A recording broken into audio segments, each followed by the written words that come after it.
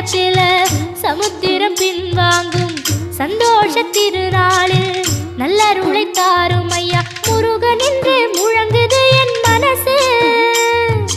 கடலை போல உன் கருணை பெருசு உப்பு காத்து ஊத காத்து சுத்தும் கடலு கரைய பார்த்து சத்தியமா கோயில் கொண்ட சுபையா எங்க குப்பத்துக்கு குலவிளக்கு நீ ஐயா திருச்செந்தூர் ஆண்டவனே வேல் முருகா தினம் உனக்கு நன்றி சொல்வோம் மால் மருகா திருவடியில் தவம் இருப்போம் திருமுருகா தீர்ப்பெழுது நலமெனவே வடிவழகா